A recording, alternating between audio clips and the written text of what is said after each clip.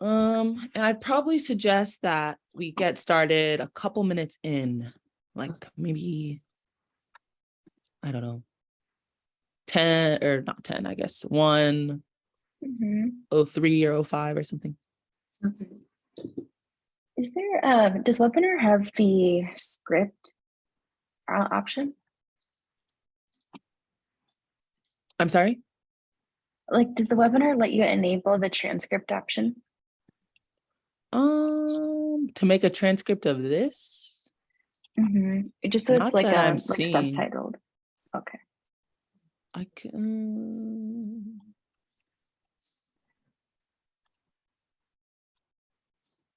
Yeah, not that I'm seeing.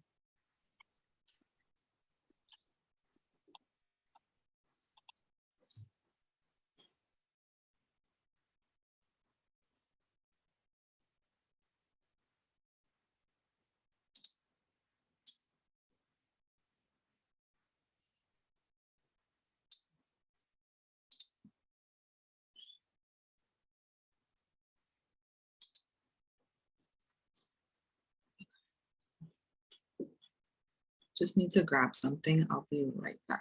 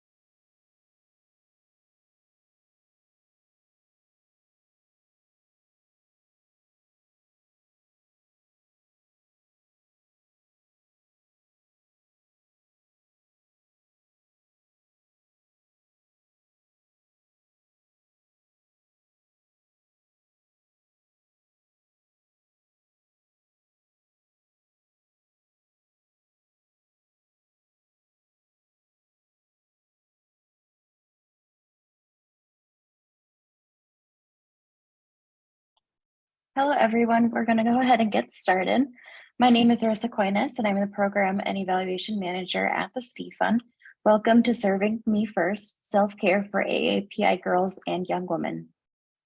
This workshop was scheduled to coincide with Lunar New Year celebrations, and now in the wake of the anti-Asian violence this week, I know that many of us come into this space in grief, fear, and anger. And I hope today is an opportunity to ground, center ourselves, and be in community with each other. Thank you for being here today. I wanted to share a little bit about the STEA Fund. The STEA Fund is a national organization dedicated to the mental health and emotional well-being of young people of color. And our vision is that every young person of color is supported by programs and services that value and promote their mental health and emotional well-being. We'll be doing more workshops on Girls Rising for different racial identities. So we'll be sharing events and other upcoming resources at the end of the presentation. And I want to introduce our facilitator, Christy Zen. Christy is an associate clinical social worker based in Oakland, California. She was born and raised in Chinatown, New York to working class immigrant parents. She's passionate about mental health wellness among communities of color and working with first generation students of color. Now I'll turn things over to Christy. Thank you, Arissa. Thank you so much, STEA Fund, for having me. I'm very excited to be here today and to be in community with all of you as we center mental health for AAPI girls and young women, as we name the things that impact our mental health, and as we participate and engage in some self-care practices together. So some objectives that we have for today is to understand the current mental health issues impacting our community, to identify the systemic and cultural factors impacting mental health of AAPI girls and young women, as well as engaging in and sharing in self-care resources and learning more about community mental health resources that are available. So this is kind of our agenda. This is what we'll be going through. We are in the midst of introductions and going through our objectives. In a few seconds, we'll go through our community agreements. We'll take a look at what is this AAPI label, some statistics that impact our community, what impacts AAPI young women, take a look at 7 dimensions of wellness and kind of create a self-care plan based on those different dimensions, and as well as look at some resources. So here are some community agreements that I came up with. I also want to name that this is taking place as a webinar because we really wanted to create safety for our community. And unfortunately, sometimes we are impacted by Zoom bombers when we have a public presentation. And so I do hope that you are still able to engage in this webinar as best as you can. Please use the Q&A feature as a chat feature. I will have questions that I pose out to the group, and I will, ask you all to engage using that Q&A feature. Please respect experiences. Our community is extremely diverse, and so many of us go through, a whole diversity of experiences, and I ask you to just respect that and be open to learning. Next, I ask you to bring your whole self. So given the recent tragedies that have happened in our communities this weekend, it's 100% valid to feel these grief, these heavy, complex feelings. And I invite you to bring that with you. Often we have to compartmentalize when we go to school or when we go to work, for a variety of reasons. But here I invite you to bring your whole self. We are going to be talking about some difficult things that do impact our mental health. So I also encourage you to take care of yourself as needed during this webinar. Nobody else can see your camera, so go ahead and take your drink of water, stretch as needed, walk away from the webinar if you need to. And there also are opportunities for some regulation, some co-regulation during this presentation. So please engage in that as well. And this webinar is being recorded. So when I read out responses, I will not be reading out the names. Just be mindful of your responses because that is, visible to the participants that are currently on this webinar. So this is a little bit about me. I was born and raised in New York City to immigrant Chinese working class parents. I am first generation in my family to graduate from middle school, high school, college, and to receive my master's degree. I have received my master's in social work from Columbia University in New York. And I am recently licensed clinical social worker in California and currently serve as a school counselor in East Oakland. These are my social identities. These impact how I see the world, how the world has received me. Some of them are privileged, right? Having a master's level education, and some of them are more marginalized, growing up working class, growing up in an immigrant community. So throughout this webinar, I'll also be pointing out how the intersectionality of marginalized identities can also impact our experiences. And I encourage you to think about that as well for yourself, right? So we're gonna start off with a poll. How do you identify? Do you identify as Asian American, Pacific Islander, Desi, your ethnic or cultural group? So for myself, sometimes I identify as Chinese American or other. So go ahead and take some time to answer this poll on how you identify, and we'll look at the responses together.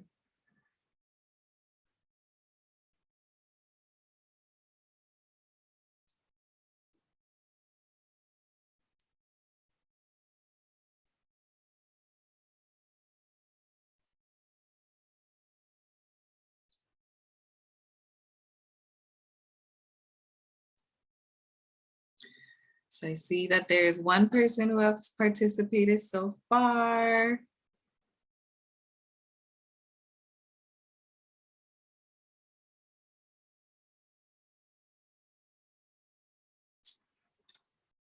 Okay, folks, another like 10 seconds to answer this poll if they choose to.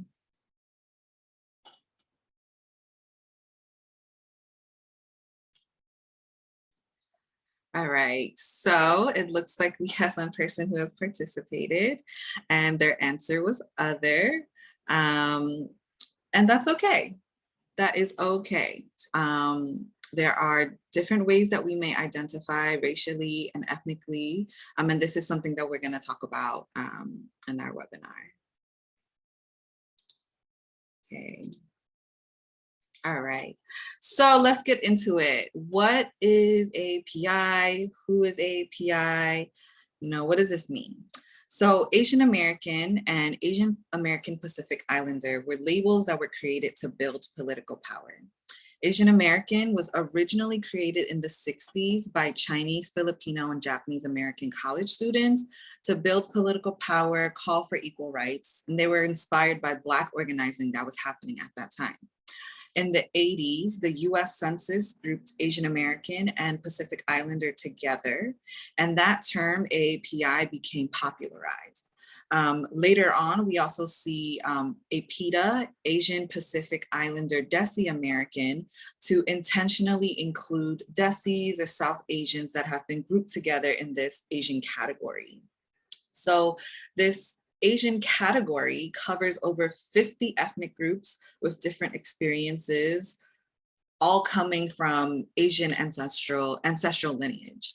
But some of us have complicated relationships with this label because some of us don't get visibility, right, within that label. So the label as a whole, as Asians, can really hide the diversity of our experiences. As a race, we actually experience the largest income gap. There's marginalization that happens within the Asian community. There's colorism that happens against Southeast Asian and South Asian communities. Pacific Islanders also have a very different experience to colonialism and militarization and fighting for land sovereignty that is really different from East Asians or Asian Americans, right? Pacific Islanders also have significant health and socioeconomic disparities compared to other groups within this AAPI label. So I just want to name that we can have complicated relationships to this identity. There's no right way to be Asian. There's no right way to identify racially or ethnically. And we'll cover a lot in this webinar with the hope that there is something that feels relevant, that feels relatable, that feels validated. Because, you know, although we have vastly different experiences, there are some things that overlap. And those are some of the things that I try to highlight in this presentation. But no one's going to relate to every single point, and that is okay. All right, so here are some statistics that we should be aware of. Mental health issues are impacting AAPI girls and young women at pretty alarming rates, and I don't think it's being talked about enough. So Asian American girls have the highest rates of depressive symptoms of any racial, ethnic, or gender group.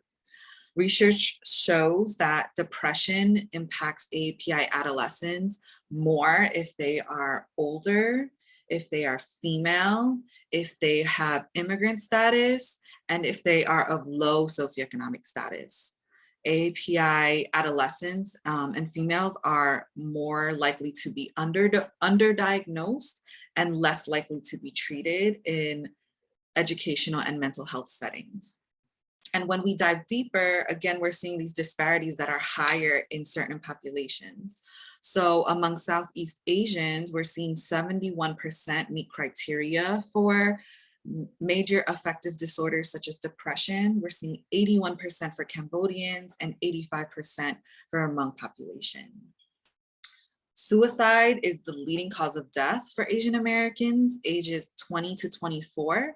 And I've seen some research that shows that suicide is the leading cause of death for API girls as young as 15. Compared to other racial groups, Asian American adolescents experience higher levels of anxiety and reach that clinical threshold more frequently. And as you all can guess or know, depression, anxiety, and PTSD-like symptoms have increased during the COVID-19 pandemic. And COVID-19 related discrimination has significant relationship with PTSD-like symptoms. So let's name it. What are some things? Please use the Q&A feature to name, like, what are some things that contribute to these mental health issues? Why are we having such high levels of depression, anxiety, and PTSD among our AAPI girls and young women population? I want to take some suggestions or thoughts from the group before we kind of name it out together. But yeah, please use the Q&A feature to share what contributes to mental health issues such as depression, anxiety, and PTSD in our population, in our community.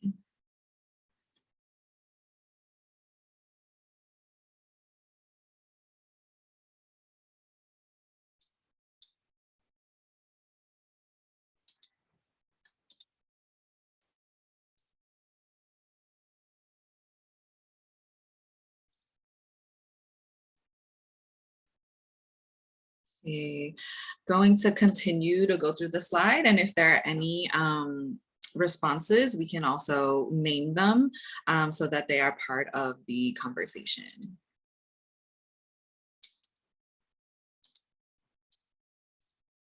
So I'm just gonna click through.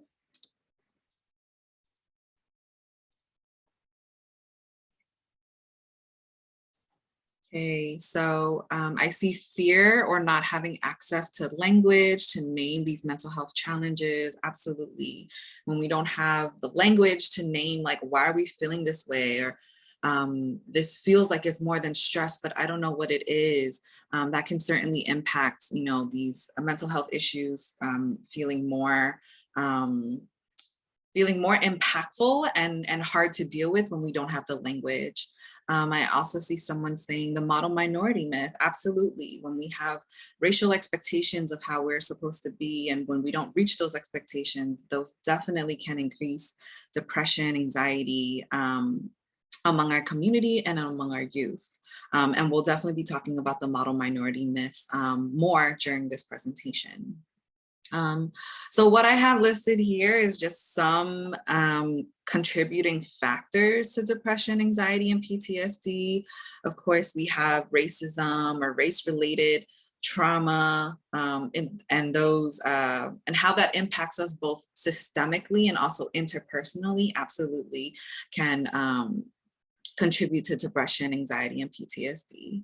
Homophobia, when we live in a society that is systemically against who you are as a person and how you identify. And if you experience that also within your family, within your school, absolutely. We know that suicide rates are extremely high for our queer youth. And so that definitely impacts our mental health. Family dynamics and expectations. You know, young people can experience a lot in their families, and the expectations that are put on them.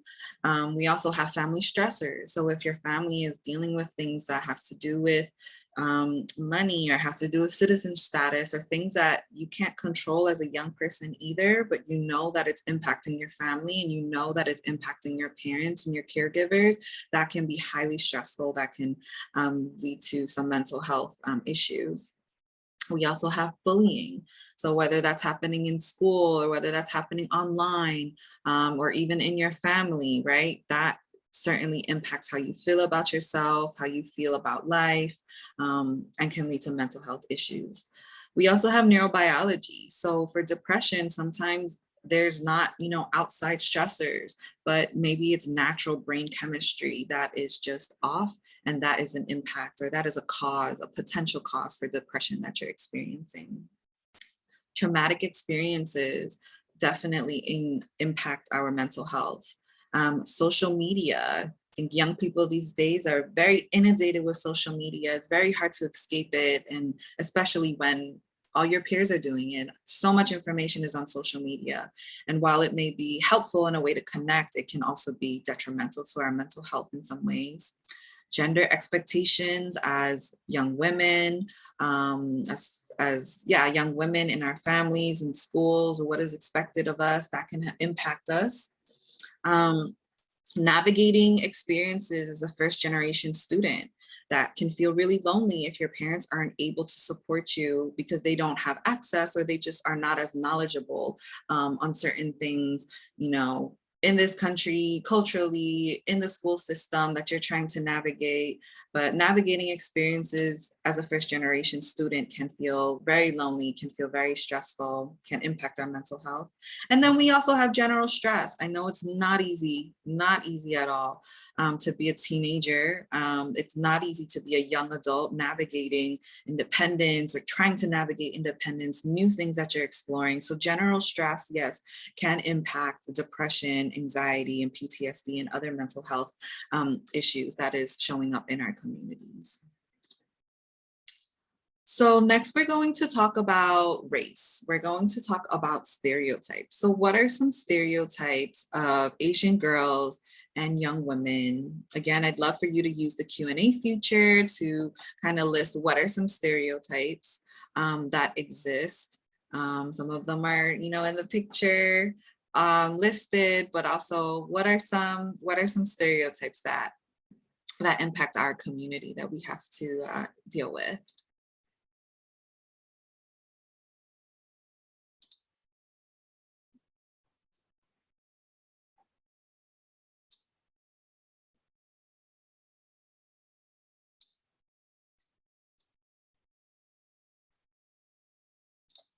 Okay.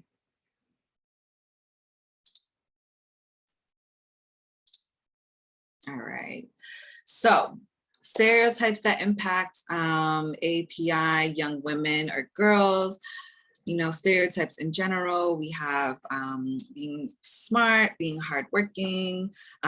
Someone has written quiet and obedient, soft-spoken, very smart, hardworking, right? These are stereotypes that we may deal with as Asian API people, and sometimes we may think, hey, good stereotypes are better than negative stereotypes. We're a community that is, we have expectations of reaching these good stereotypes, right?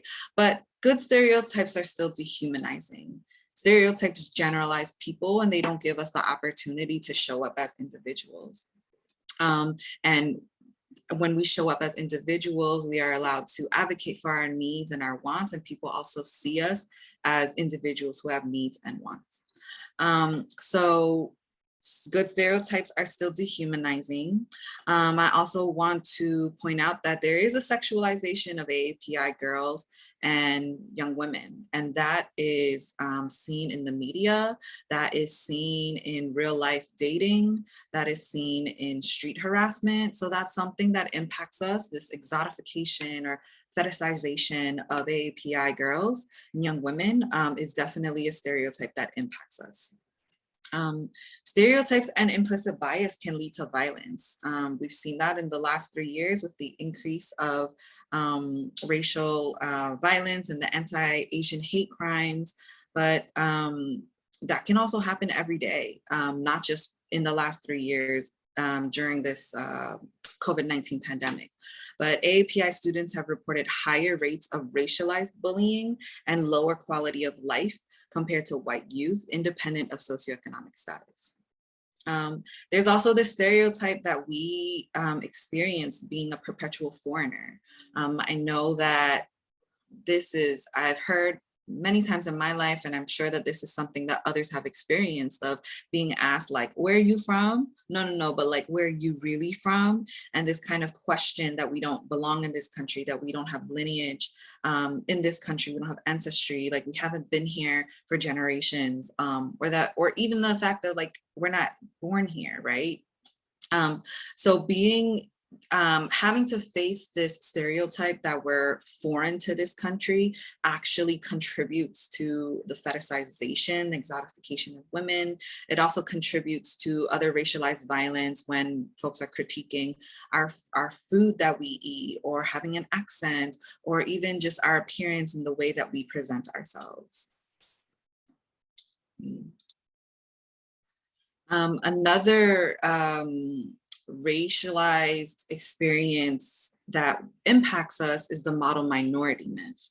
So the model minority myth is the idea that Asians are smart and we're hardworking, we're financially successful.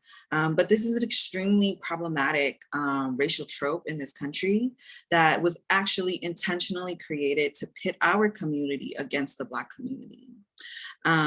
It invisibilizes Asians that experience hardship, and it creates tension within the group. And so what I mean by that is, if, say we're in a classroom and a teacher has an implicit bias that believes in this model minority idea about their students, and there's some Asian students that are in the classroom that maybe they're not doing well, or they're not getting as much attention, they can be overlooked simply because of this implicit bias that these students are smart, they got it, they have support at home, like they'll be okay, and I'm not going to give as much attention to these students. And it could also be if the students are, if there's also an implicit bias that the students don't need to speak up, or that their needs are not important, right? They can also be overlooked. And so that's how the model minority myth is harmful, and how it shows up on, or an example of how it can show up on a regular basis and be violent and be harmful for our community. The Asian American Pacific Islander group covers this huge range of cultures, ethnicities, and experiences. And so when we only look at Asians that are successful, that are financially successful, that are doing well, we're actually ignoring and invisibilizing a lot of communities within this AAPI group that need the support.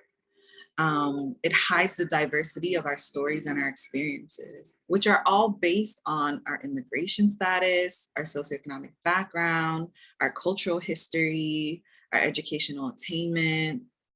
So for example, like a third generation Indian American is going to have a different experience, completely different from an undocumented Indonesian student, who's also going to have a different experience from a Cambodian refugee youth.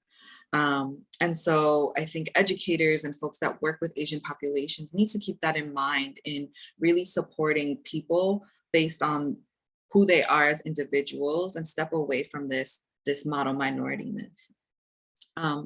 There's a lack of diverse representation in media and history books in our curriculum, and that really impacts like how we feel. I will speak for myself that as a young person, when I felt not that I wasn't represented in what I was seeing in the outside world, that impacted how I felt about myself.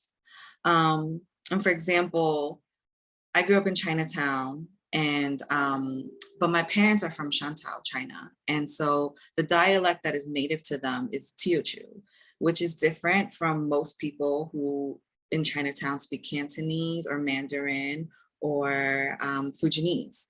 And I remember as a young person going shopping with my grandmother, and she only speaks Teochew, and the Asian grocer, these men were making fun of her because they couldn't understand the dialect that she spoke. And so even though like growing up in Chinatown and seeing other Chinese people, having that difference, but not having it be acknowledged in other places outside of my family, definitely made me feel a little like insecure about that identity. It made me feel insecure and just like not proud and just kind of questioning it and always having to explain, no, I don't speak Cantonese, no, I don't speak Mandarin, there's other dialects. Also want to share like when Lunar New Year, when Ramadan is being acknowledged on school holidays or when it's being acknowledged in the workplace, that is also an acknowledgement that our culture matters, our holidays matter, our rituals matters. And so again, like there's a difference when things are being invisibilized, when they're being not acknowledged, when there's the message is that it's not important versus, you know, when it is acknowledged, when we are seeing our diversity in our media and our history books and our curriculum, and even what is being shared on a workplace calendar or school calendar, that makes a difference to how we see ourselves and how we feel about ourselves and our community.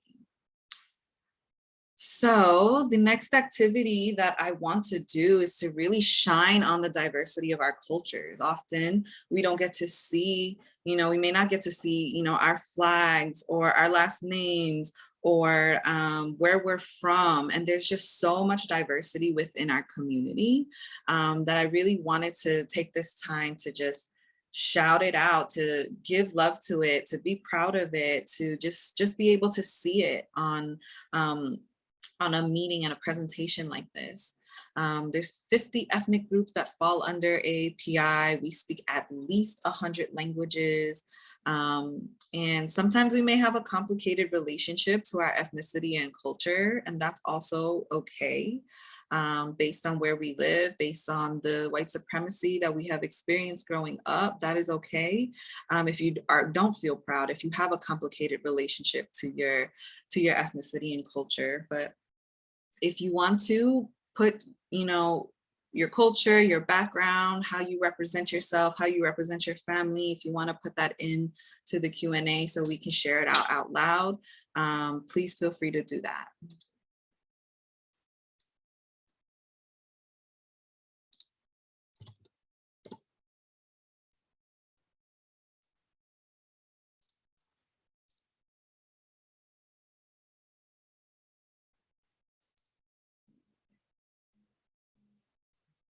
All right, someone says my family is Oki and we're Japanese American. Beautiful. And the chat is actually now open for this time. So you may use the chat to share family name, ethnicity, culture, anything that is who you are. And I'll give some folks some time to do that.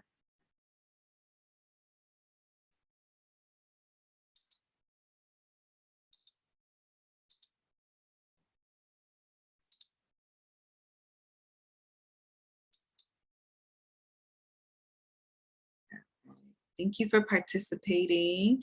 If more participants want to come on and contribute, I can happily, read that out loud as we move forward.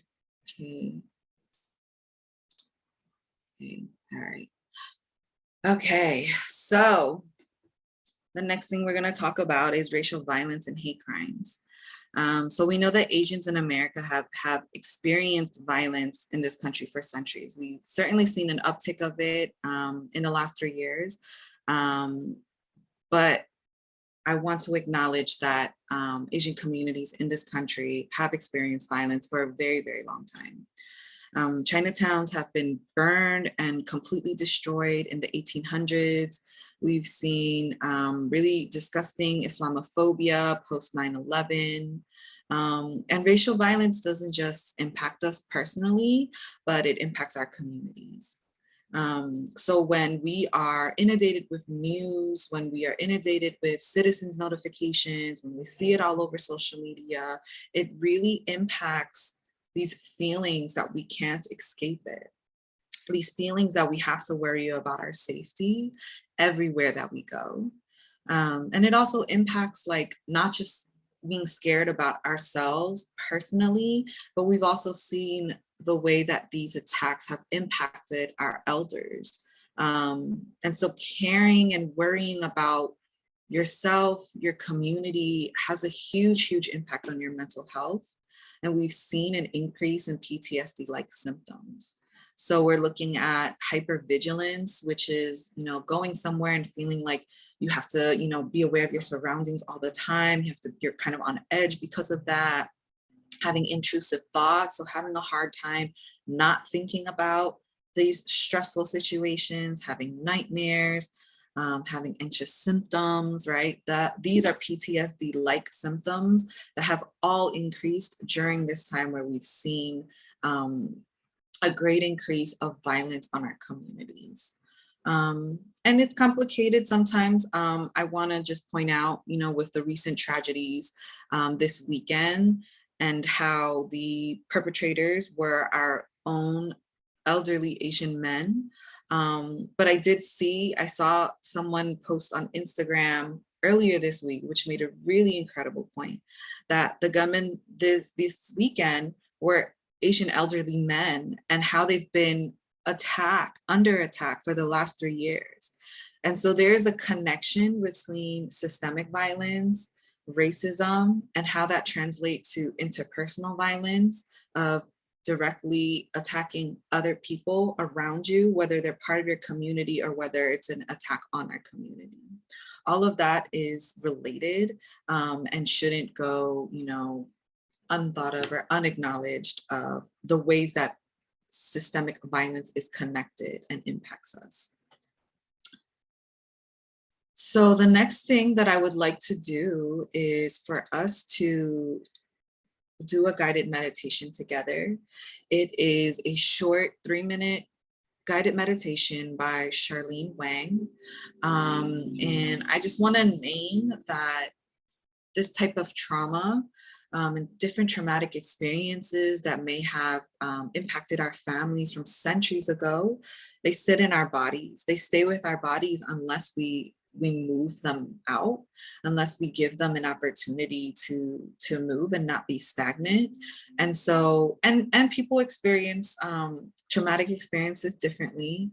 But because we are talking about this such heavy topic and because of this recent events that have impacted us, I want us to just do a little bit of grounding before we move forward in this presentation. Not everybody likes meditation, and that is okay. If this is something that you don't want to do, you can mute it, and then you can also do some journaling for the next 3 minutes of how do you take care of yourself when you experience racism. So we are going to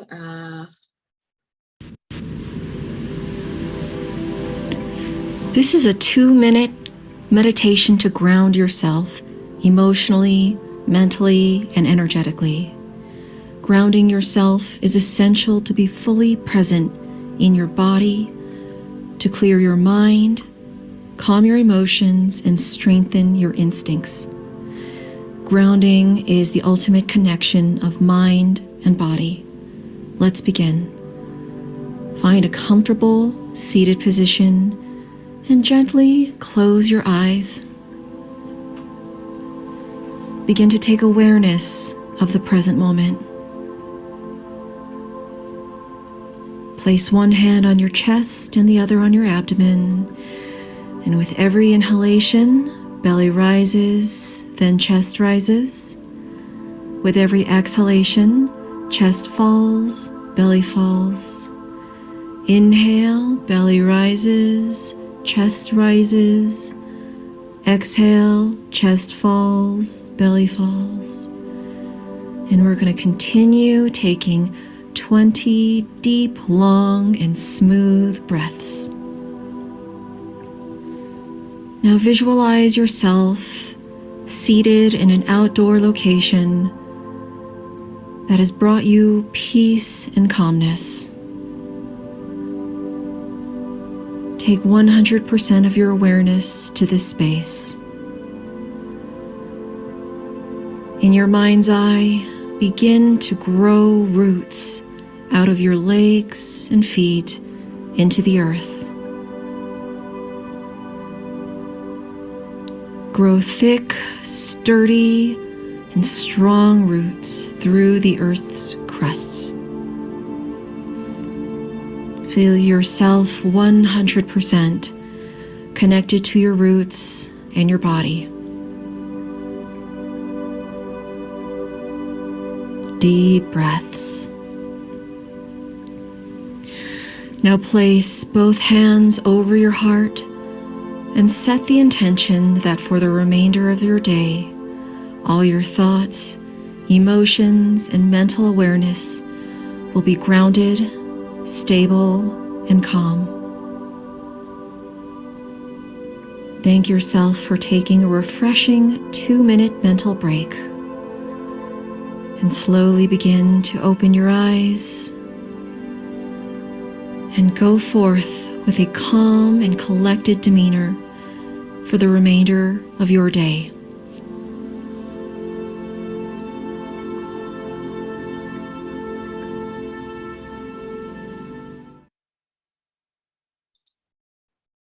All right.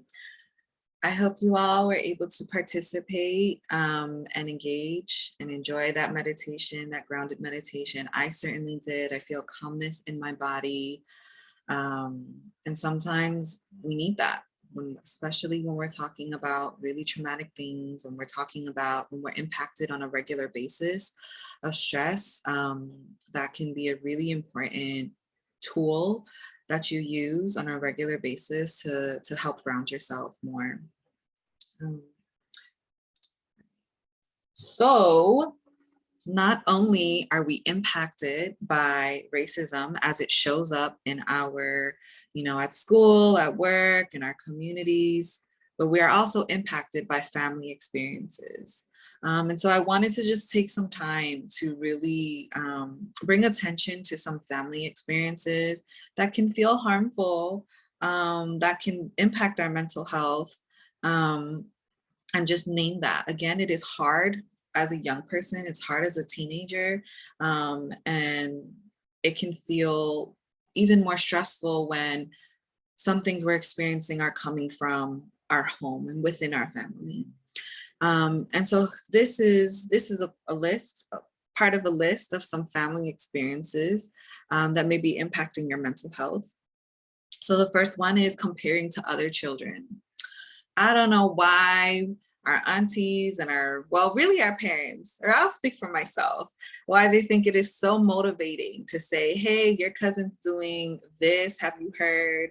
Oh, so-and-so's daughter got an A here and is doing this and has this job. Comparing to other children for our parents, maybe it's seen as a motivating factor. But sometimes it can feel like, I'm sorry, I cannot reach that level, or I'm not this person, and so I'm not going to do that. There's gendered expectations within families, especially for girls and young women, to continue the caretaking role. That can feel really stressful. That may not be things that you want to do. There's this pressure to do well. Of course, our parents want us to be successful. They want us to do well.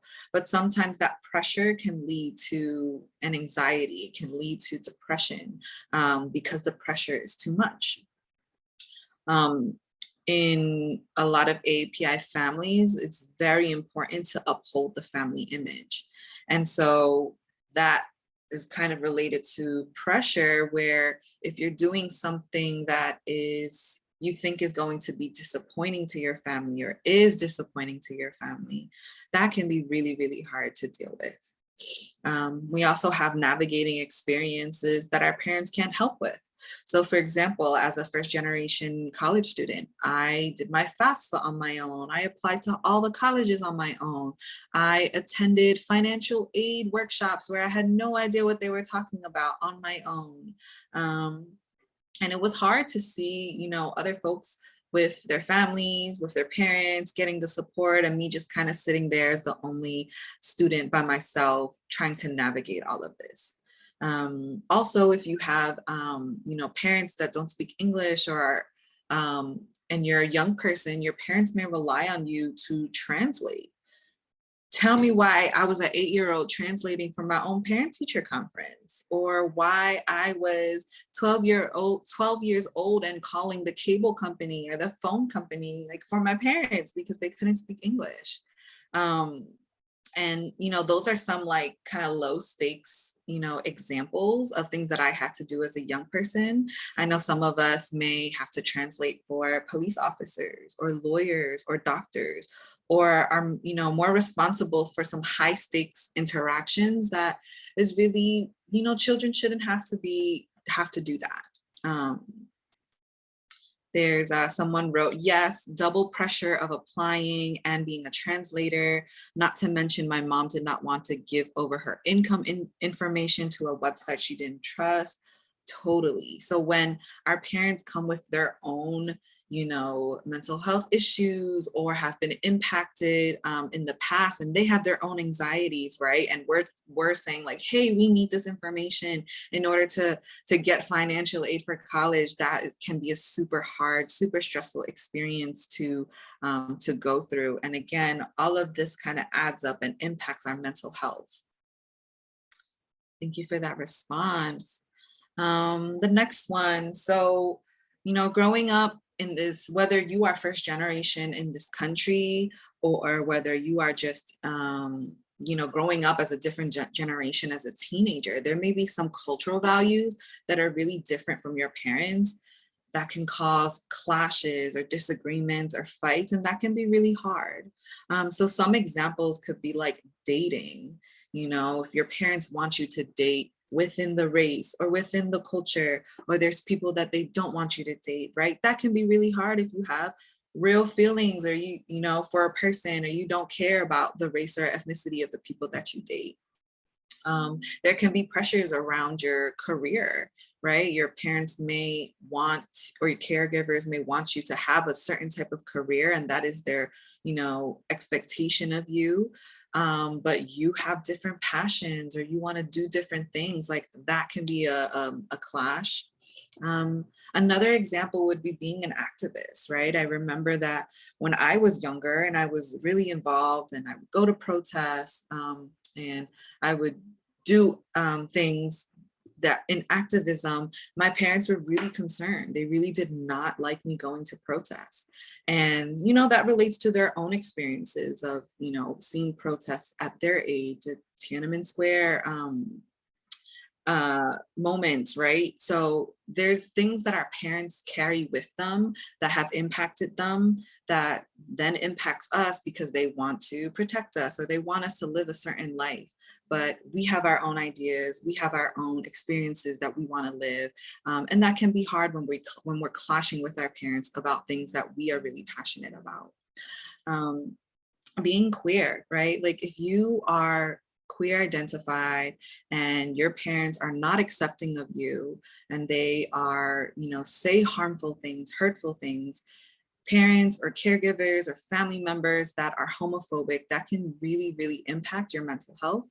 And as I stated before, we know that there's very high suicidal rates and mental health issues that are impacting our queer youth today.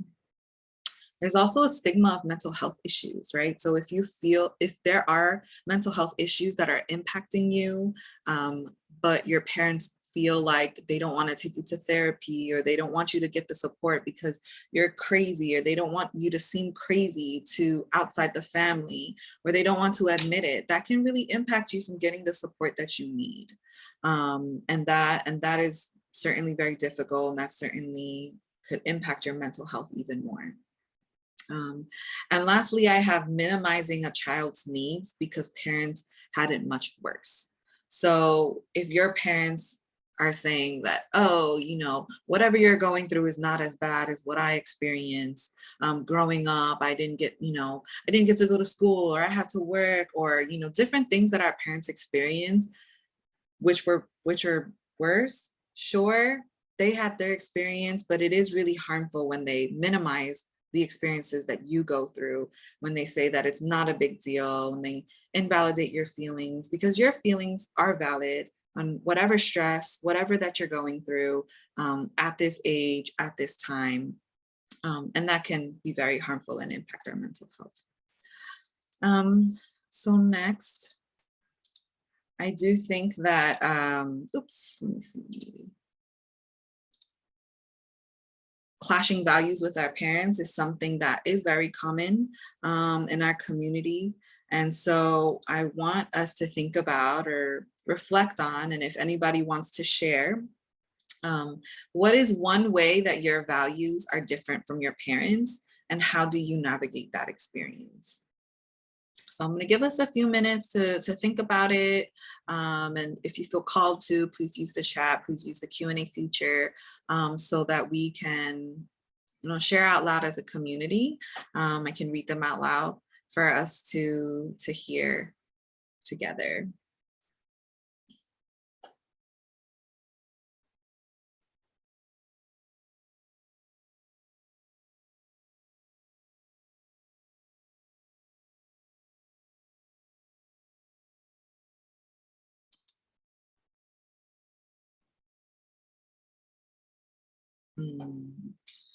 So someone wrote, I've noticed that my family chooses keeping the peace / keeping their head down.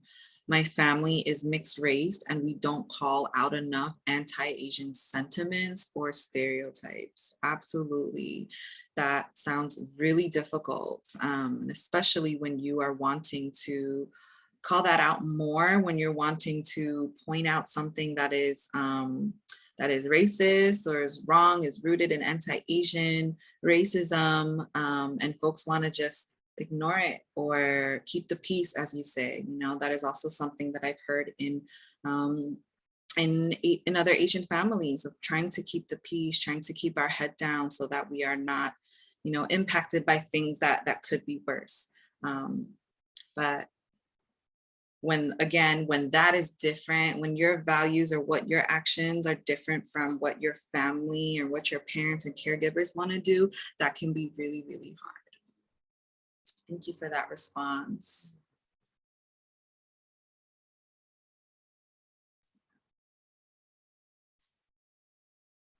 And family experiences can be really hard to navigate.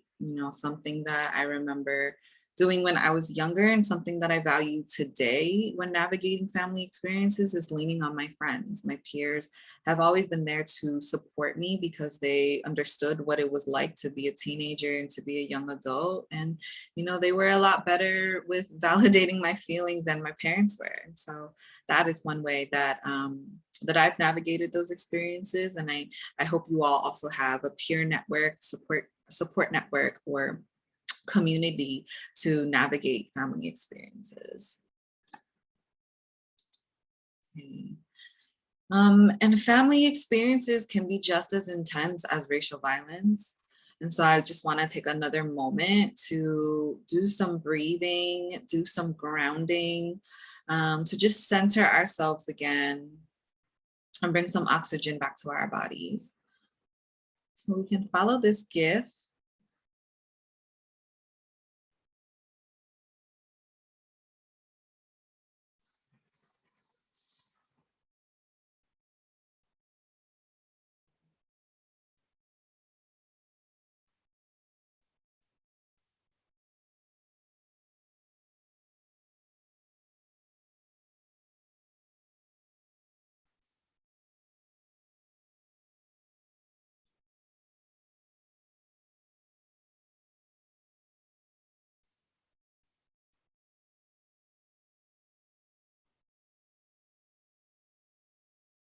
Right. I love being able to just take some moments to do some breathing. Um, I always remind my students that your breath is always with you, no matter where you are and whatever stress that you're experiencing in the classroom, at home, in the supermarket, in the car, wherever you are, you always have your breath. And you can always ground yourself by taking a couple of deep breaths and bringing oxygen back to your heart, your brain, your other organs that are helping you. Okay. All right, so next we're gonna go into internalization. And so when we are hearing these messages about how we should present as Asian American, Pacific Islander girls and young women, in society, and we're hearing these messages from our families about who we're supposed to be, and when we're dealing with all of that, that can be internalized into feelings of shame, into feelings of guilt, inadequacy, when we're not meeting these expectations that we have internalized, or when we're not meeting other people's expectations, right? And so this could be, whether that's in your career, or whether that's academically, whether that's for you financially, that can be internalized, that can impact us. And that's really us turning ourselves against us, right? When we are internalizing these messages. There's also this like perfectionism trap that we can get stuck in. And again, that's related to, if we're not getting the highest grades, if we're not getting the best job, if we're not doing the best, because there's been so much pressure on us to always do the best and be the best, that can be really painful and impact our mental health when we feel like we're not perfect. That also shows up in imposter phenomenon. So imposter phenomenon is really when white spaces do not create safety as a person, for you as a person of color, for you as an Asian American, to be able to speak up, to share your thoughts, to have wants and needs, right? That's how imposter phenomenon shows up. And it's not so much like, a feeling that came out of us, of feeling not good enough, but it is a manifestation of all these expectations and the safety that has not been created for us in these spaces. This could also show up when it comes to like racism, right? So if anyone has ever felt like they can't speak up enough about what they experience or the racism that they experience because it's not as bad as other people of color is experiencing racism, right? That is a form of kind of internalizing that our needs, our voices, our thoughts, our experiences are not as important, and that's not true. We also don't need to compare, experiences of racism. If we've ever heard anything from our parents about girls should be seen and not heard, right? That is also a harmful message that can be internalized, that impacts when we speak up, how we feel about ourselves, and again, our mental health. So I want to take some time for us to kind of do some journaling and think about what are some ways that you have internalized stereotypes or other people's expectations of you, and also to think about how do you navigate that. So I'm going to give everyone about 4 minutes. Let's do 3 minutes. We'll do 3 minutes to just journal on your own and reflect on how you have internalized stereotypes or other people's expectations. You can do so on paper, you can type it up on your phone, you can type it up on your computer if that's what you're on, but take some time to reflect on your own. How has that impacted you and how do you navigate that?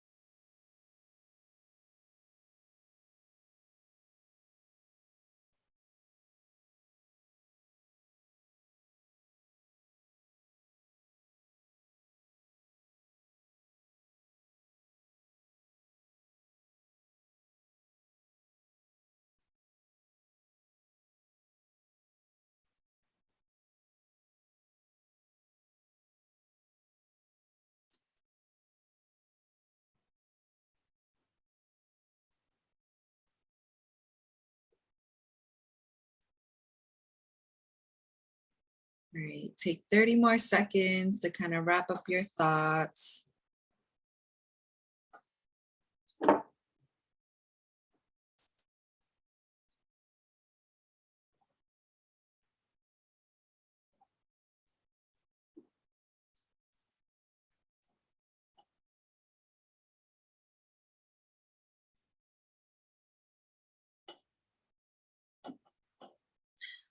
All right, and if anybody is willing to just share in the chat or the Q&A box, please feel free to do so.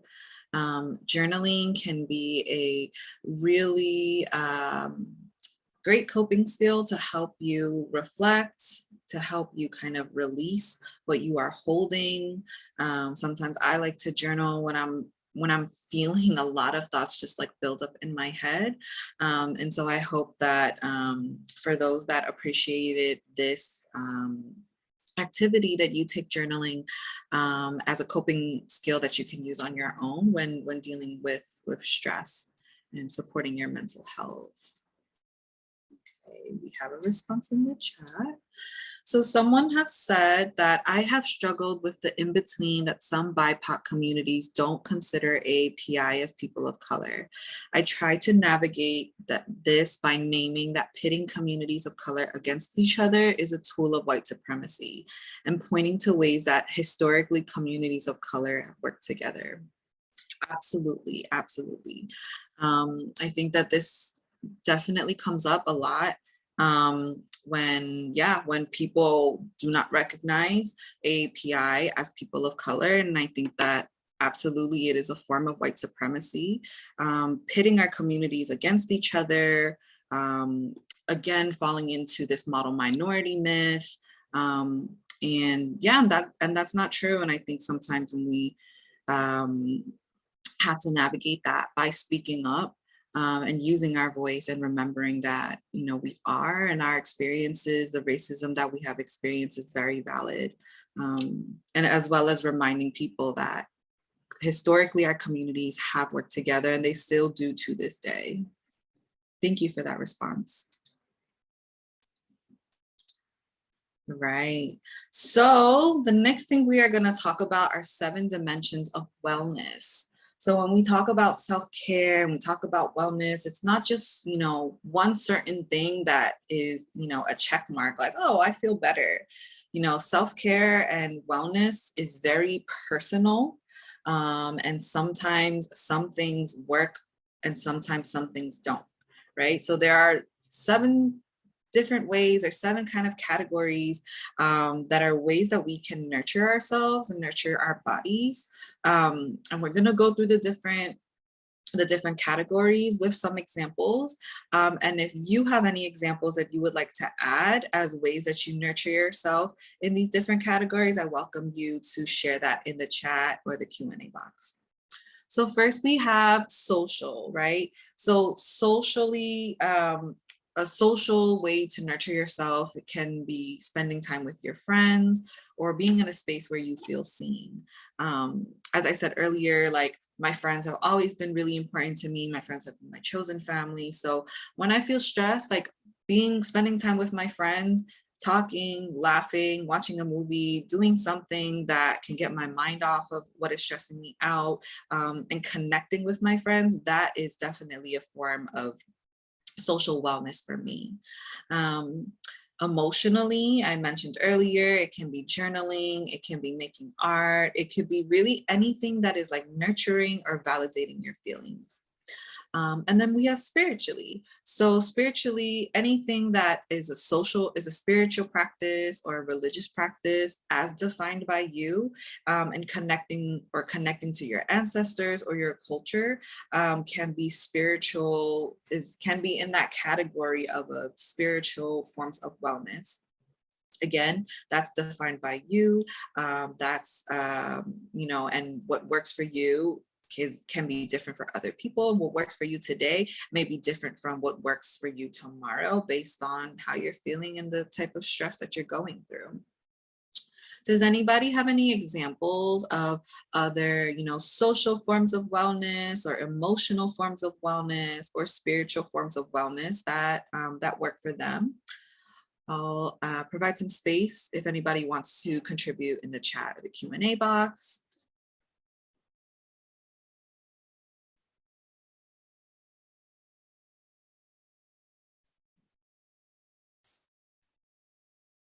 And we can go through the other categories as well, and whatever, you know, stands out to you or that you want to contribute, I'll continue to call out as we go through them as well. We also have occupational and intellectual. So occupational form of wellness could be choosing your own path and choosing your own passion, you know, doing the things that you truly care about, that you love, that you're interested in, that really fulfills you more.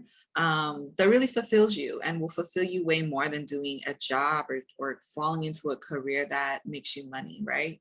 You know, I think there is a lot of pressure from parents and caregivers to make sure that we're well off and make sure that we're taken care of, especially if you come from a lower socioeconomic status, because your parents don't want you to struggle. But this choosing what you want to do and following that passion can be a form of, you know, occupational wellness. And when you're in that career, no matter what it is, finding an API affinity group can be a form of occupational wellness, right? So I have joined some API social work groups. I'm in communities of therapists of color. And so that has been really helpful to me to also know that I am not alone in my experiences. There's other, you know, people of color that I can engage with. There's people of color that do decolonizing therapy, which is aligned with what I want to do and what I value. And so that is a form of occupational wellness. Intellectually, so reading stories, learning history and facts, or even doing a crossword puzzle. So, you know, when our curriculums at school, when our classes do not show the, you know, the stories, the Asian American stories that we want, sometimes we need to seek that out on our own. And reading fictional stories of, you know, Asian American teenagers that may be going through the same thing, that can be a form of wellness. That can make you feel less alone or feel like you can, you know, handle, you know, whatever stress that you're experiencing.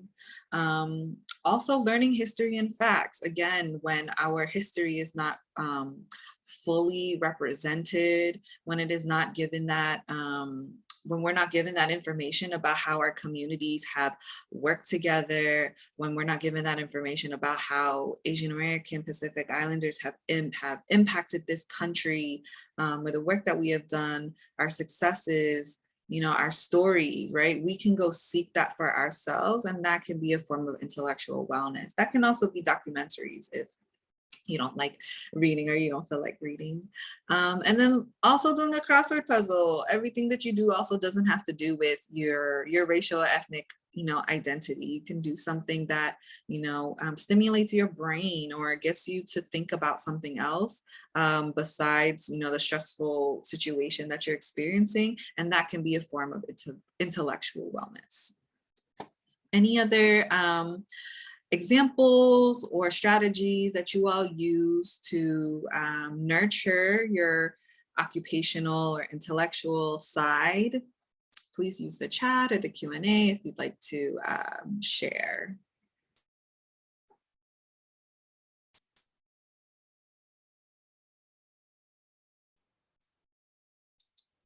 Okay, all right. And then lastly, we have environmental and physical. So environmental wellness could look like engaging in nature. It could look like really just like changing environment to something that is more soothing.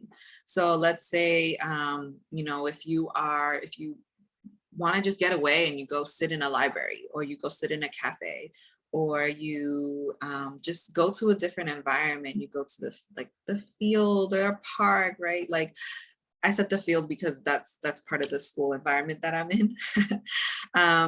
But yeah, if you want to go somewhere else that feels just like takes you out of the stressful environment that you're in, connecting to nature, grounding yourself in this different environment or new environment that feels more soothing, that is a form of environmental wellness.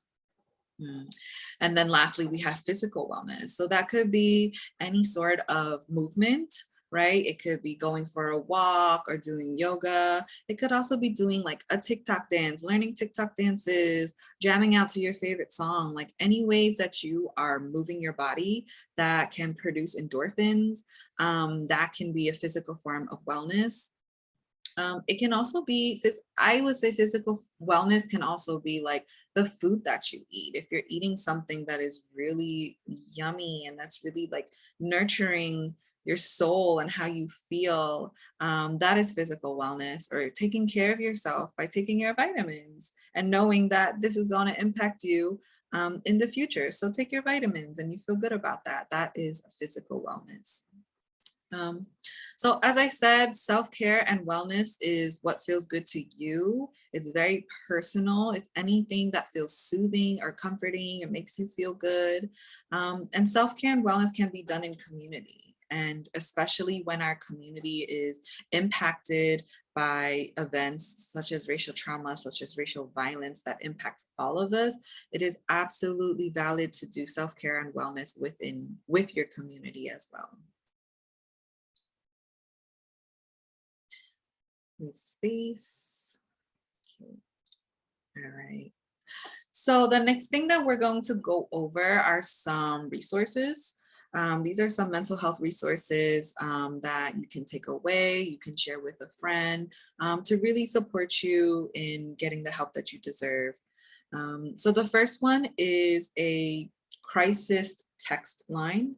You can text Steve to 741-741 to access a trained crisis counselor 24/7. And this doesn't have to be like when you're experiencing a crisis, like when you're at a 10. This could be when you're feeling stressed out, when you're having an issue you don't know how to deal with. Counselors are available 24/7 to talk you through your feelings, to share some coping skills, to validate you. So I encourage you to use this resource when you need it. The National Suicide Prevention Lifeline is also 988. We also have the Trevor Project Crisis Line, which is the number listed, as well as they also have a text line. And this was developed for queer young people to get the support that they need. And there's also a DEHQ, a South Asian crisis line that was specifically created for the South Asian community. That is the number listed, and they are available on Thursdays and Sunday evenings. Right. So the next thing I'm going to do is to provide a couple of therapist directories. So, but before we go into that, I want to just name that, there may be a stigma against therapy. There may be negative implications attached to it. And, maybe you didn't grow up thinking that therapy was an appropriate resource or something that you can access. And I just want to acknowledge that, right? I think nowadays there's more resources on therapy, especially BIPOC clinicians, especially naming the way that our identities impact the therapy resources that are available and what we want. But within our families, within our society, there can still be these stigmas of, why are you going to therapy? Are you crazy? Is something wrong with you? That can maybe impact your ability to go to therapy.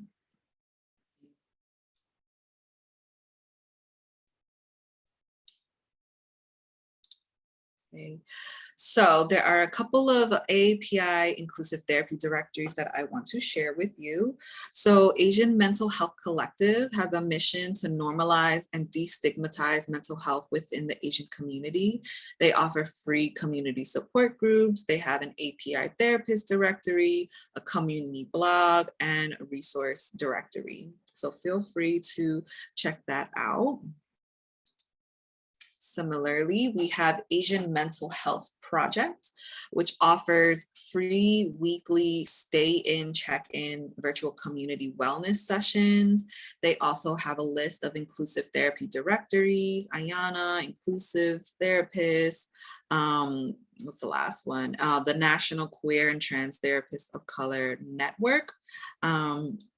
So if you're looking for a therapist that, looks like you or has similar identities, and this is important to you, you can definitely go check these out on the Asian Mental Health Project's page. And I know that the Asian Mental Health Project is offering some community healing circles this week.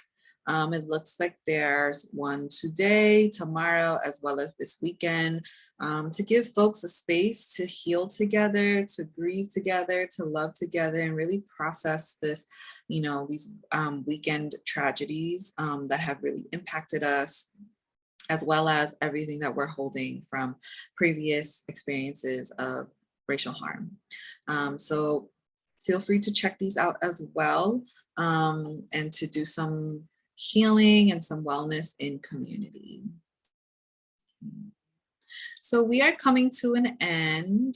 I would love for you all to take a survey. It's a brief survey on how this session went. And it is also listed in the chat. So please feel free to click on that and take the survey, so we can get some feedback and get some thoughts on how this webinar was.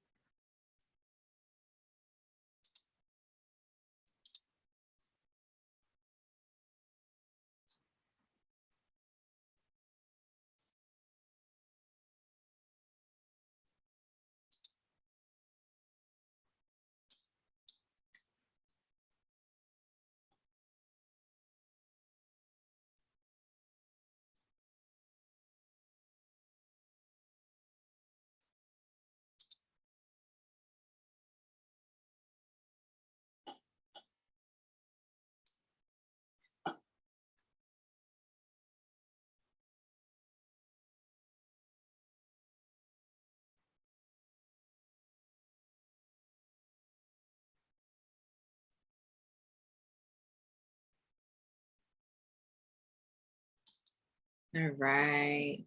So please make sure you submit those surveys. And so in closing, I would like you all to think about, how are you going to serve yourself first? What is one self-care practice that you are excited to use to take care of yourself and your needs? So please use the chat, please use the Q&A box to list that out loud, so we can share with each other in community.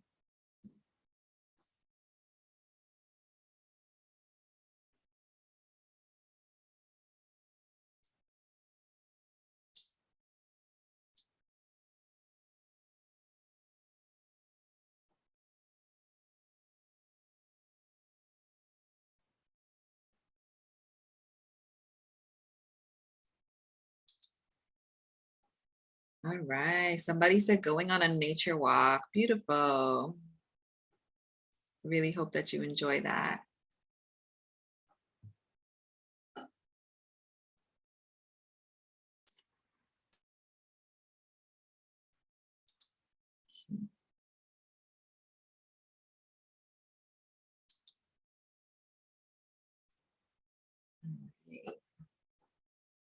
And here are some social media ways to engage with the Steve Fund.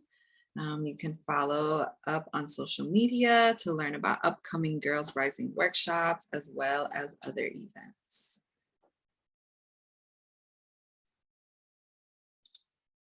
Okay, thank you all so much for coming and engaging in our webinar today. Please take care of yourselves. Okay. Have a great rest of your day.